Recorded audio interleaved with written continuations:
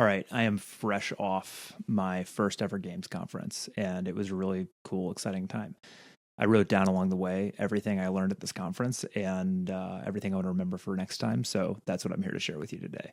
The conference was Play NYC, which was a games conference that's been up in New York for a while, and it got absorbed into this much, much bigger anime conference, which is not really my scene. It's also just kind of interesting because it's like not all anime people are game people, not all game people are anime people, but there were some reasons that brought these two things together.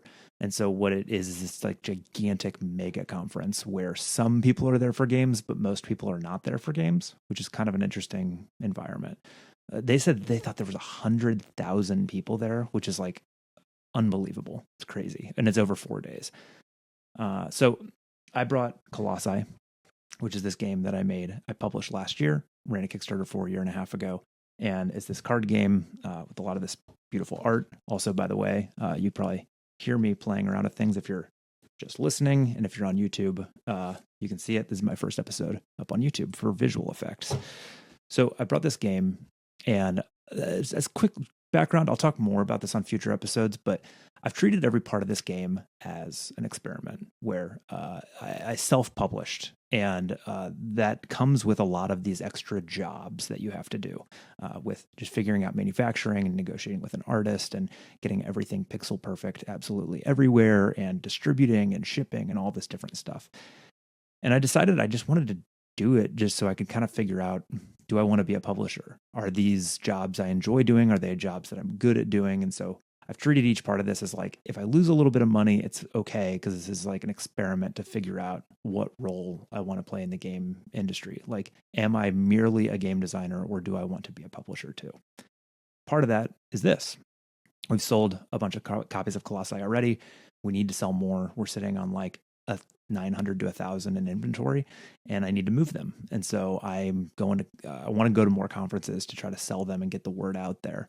And so this was an experiment. And so the booth cost me like $1,000, Ubering to and from with toting all these games around was like another $100. My dog is scampering through right now.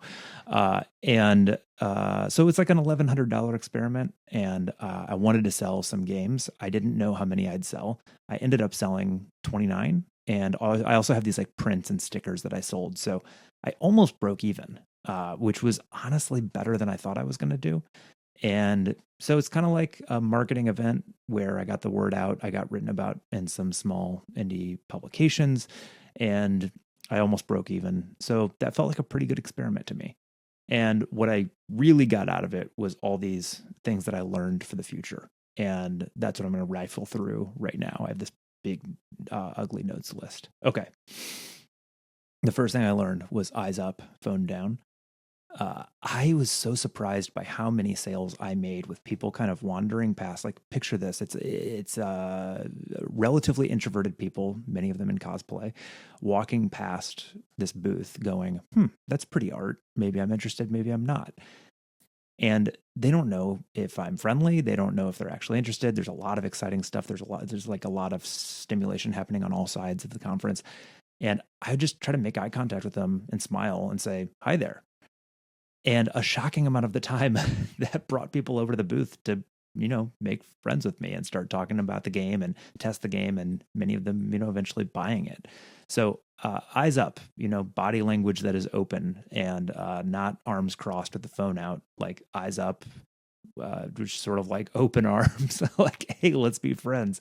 It was awfully effective. And that requires some energy. So another thing I wrote down was like, speaking of the energy thing, was just like, someone said to me early in my career, when I was working at a startup, they're like, if you want to sell this product at a startup, I was the product manager for this thing. They said, you're going to be talking to all these early customers. You need to be very high energy and very low ego. High energy, low ego. And I think about that all the time. It's really true. And it's never more true than in a conference booth where 90% of people are not actually interested in buying your thing, and you're going to face a huge amount of rejection.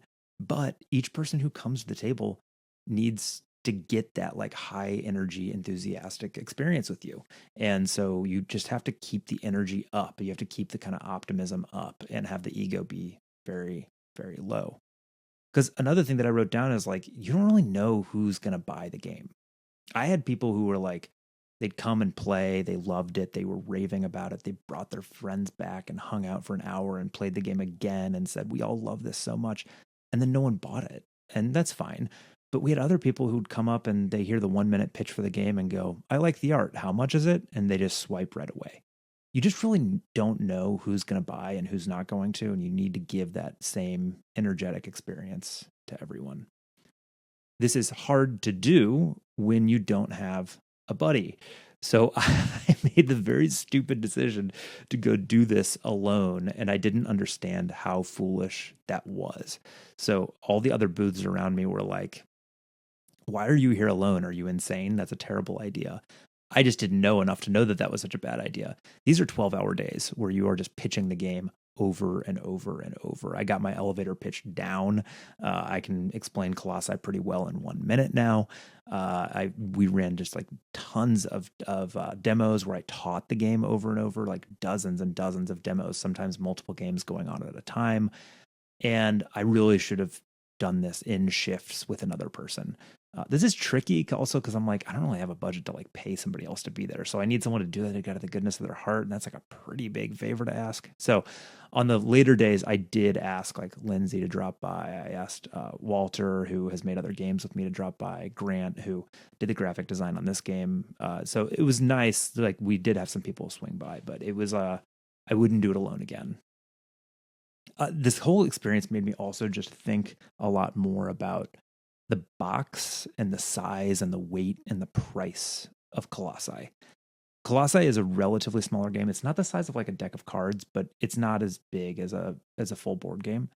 And it was interesting because I realized like a lot of people like bag space is a real thing. Shelf space is a real thing. Obviously, budgets are a real thing.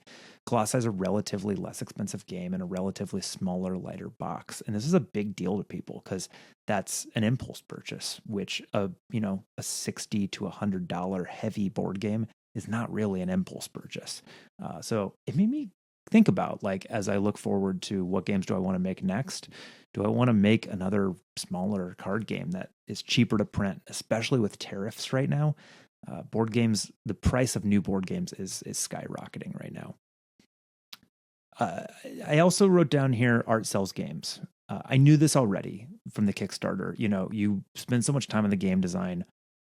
Game design doesn't really sell games. Game design helps the game grow. It makes people recommend it. It helps you get good reviews. You're kind of dead in the water if you don't have good game design. But you can't really like communicate game design in a web page or in a booth in a marketing statement or whatever. You communicate mostly through art and visual design. And you got to catch people's eyes. I wouldn't have sold any games if I wasn't catching people's eyes. And the art on Colossi is absolutely gorgeous. And it is the thing that like brings people in. And it is just such a good lesson for me, again, that whatever I make, it has got to look stinking awesome or else you're dead in the water. I don't think I did enough on preparing to like keep in touch with people. So on my website, I have like an Instagram and a Discord and a newsletter. I did not have a QR code up for it, which was a big mistake because people would say, where can I keep up? And I'd be like, hey, go to this place. And they had to type it in, and it's just enough friction that it's super annoying. Also, everyone there asked me for a card, which I didn't know was still a thing. I don't have a card, and so I didn't have anything to give them. Felt kind of stupid there. I do think that there's like some large number of people who found the game interesting and enjoyed chatting and enjoyed testing it.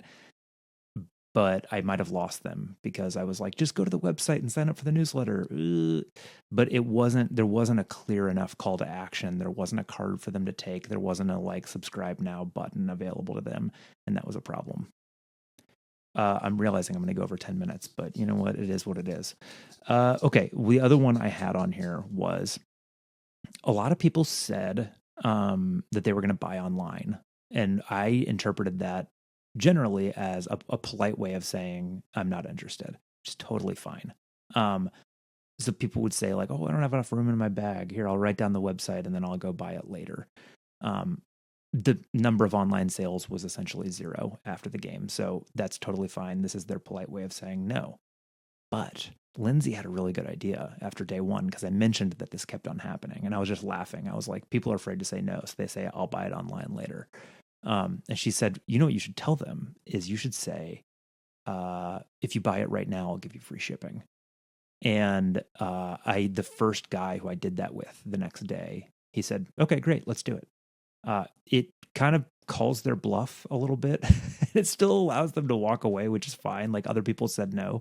But for the people who like that was actually the hurdle for them, you know, they were actually not sure about whether they could take the game home with them or fit it in their bag or whatever. It's just like, cool, I'll give you a little discount. Buy it right now. I should have been doing that the whole time. Lesson learned. Good. Great. I think the very last thing that I wrote down here is just that it helped me reinforce that Colossi is good. This funny thing happens where you test the game over and over and over. I've played this game hundreds of times with dozens of people, right? And from May of 2020 until, let's say, August of 2023, I played this game a lot.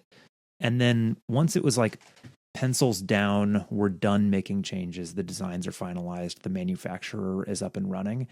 Once I couldn't make changes to the game anymore, I kind of stopped playing it. And just because it's, I don't know, it's just like it's a game that I've already played hundreds of times. I still enjoy it, but it's just, I'd rather be testing new things. And so I honestly haven't even really played it that much in the last year and a half, or really 2 years. And it was good. It was like so good to just teach it over and over and watch people have their little light bulb moments, because it's a game that kind of like lets you be creative and clever on the first play, and people get better over time, and people started recognizing these card combos. And I'm telling you, like dozens of people played the game, and a couple of them were like totally lost, like just didn't understand the game even a little bit, which also happened sometimes in testing.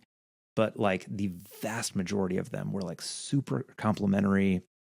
They had a great time. They played the game well, and a bunch of them bought it. And it just gave me a new wave of confidence that I was like, okay, this is good. I actually like, I feel really good about this game. And it made me trust myself a little bit more that I've designed so many things, and this was the one that I was like, I'm putting my effort in right now, and I'm going to like seriously finish this and put it out in the world. And, you know, your friends and family play it with you and they test it, and they are complimentary and friendly because that's what friends and family do.